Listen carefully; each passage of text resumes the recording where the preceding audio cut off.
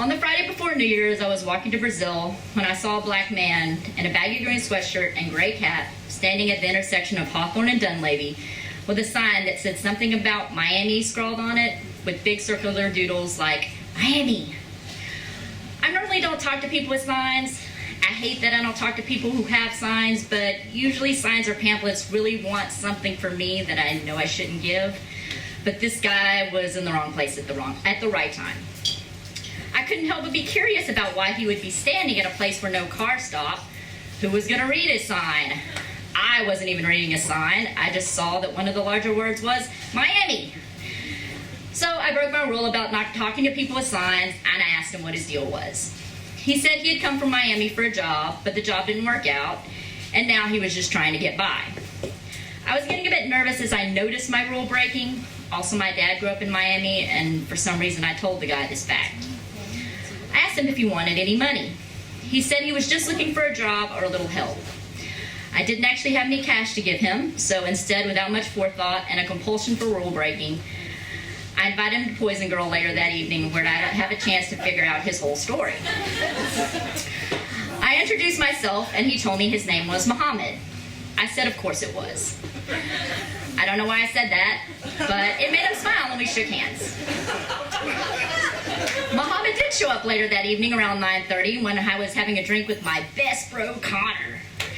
I had filled Connor in a little bit about what was going on. He had told me some stories about other people who have asked him for help and how it is generally a good idea not to try to take care of all these problems by yourself. This is something I knew, but nodded anyway. I got Mohammed a beer and asked him to lay out his story.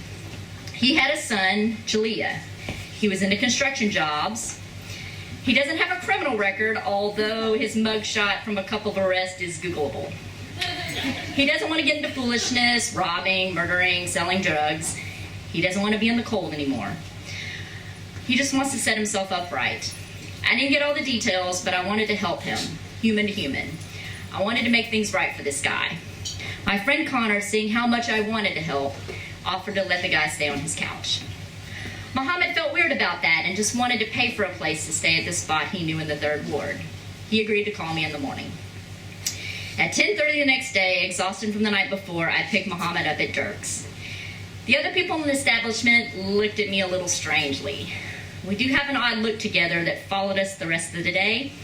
Something about the contrast between my tan members-only jacket and oddly colored pixie cut with his sagging jeans and matted hair must have been a bit curious.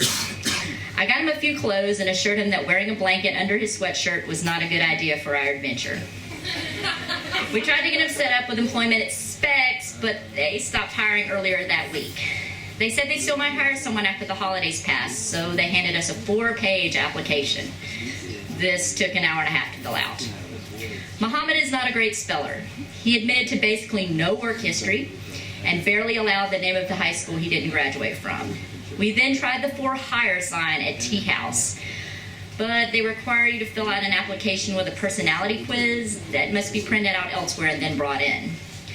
I was about to fall asleep while driving, and he was getting sicker and worrying about where he was going to stay that night, so I gave him a little bit of work to do around my house while I printed his application. Yes, I took him home. And sorry, roommate, who probably wishes I'd keep my strange males from knowing where cute ladies live. Through our Saturday adventures, Mohammed gave me a glimpse into homelessness in Houston. A lot of people don't want to go home. They don't want responsibilities. They're depressed. They're receiving checks and not spending the money they receive on what they should be spending it on. They are also addicted to drugs. They need more services so that the lines are shorter for all the people who needed help. The bus station downtown is best avoided at all costs. The best way to keep people from robbing you is if you have to stay in a long spot for a long time, is never speak or stare at them for a long time. Mohammed became a friend that day, the kind my therapist would like me to avoid. I'm a caretaker of the worst kind, and I would rather take care of myself than others than myself. Mohammed was a perfect fit for this pathology, but by the end of Saturday, I was starting to feel overwhelmed with the sympathetic looks I was getting from the managers who took his application. I was beginning to see the vastness of this project. He needed money for food and for a phone and a place to stay and bus transportation. And so I spent about $70 getting him fixed up. New Year's Eve, Mohammed asked me what my plans were for the holiday. I was going to Poison Girl to hang out with some friends, and he asked if he could join us. I paused and said, why not? Okay, so here's why you should not invite your new homeless friend to hang out with you at a bar. 1, there is alcohol, and you will feel compelled to give him some, which may cause him to get loud. 2, if he does get loud, he may scare people around you because he also has a certain smell that cannot be masked. 3, he is going to ask you for a ride to Jack in the Box when you leave. He's going to ask you to buy him food. And while this would be fine if it were any other friend, his newfound passion for drinking will cause him to launch into long, intense stories about all the murders he's seen and robberies he's avoided, or how sad he is about his situation.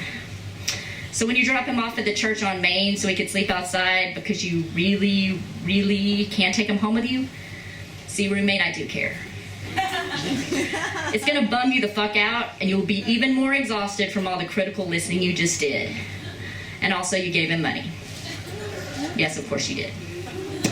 The next day, I had my meltdown. My bank account was looking very dismal after the holidays and helping out Mohammed. It dawned on me why there are buildings with several people in the building to help out those who cannot help themselves. I had just tried to be Mohammed's friend, but I was also his friend, caretaker, and teacher. I set him up with an email address. I worried about him. I asked him about his day. I set him straight on health habits. I got him cold medicine. I told him how to dress for an interview. Pulling someone out of a hole does not take just a big heart. It takes a lot of rope. I don't have a lot of rope. Mohammed has been calling, but I don't have any more rope to give him. I feel absolutely terrible. There are no warm, fuzzy feelings about all of the help and money I've spent on him. I feel sad and mad for giving him hope that I could help him. Of course, I can't really help him without dragging myself down into the hole and not getting all the things in 2013 accomplished I had planned. My rule about not talking to people with signs has a very good reason supporting it. I'm not in a place right now to give anything away. I barely get out of bed sometimes, and I'm terrible at keeping my life together. If I can do that, then I can start giving the surplus out. But right now, I'm kidding myself if I think I have any surplus. I'm not a building full of people. I'm just one car, one person with a car, and a friend named Mohammed, who I haven't quite figured out how to tell I'm not able to help him anymore.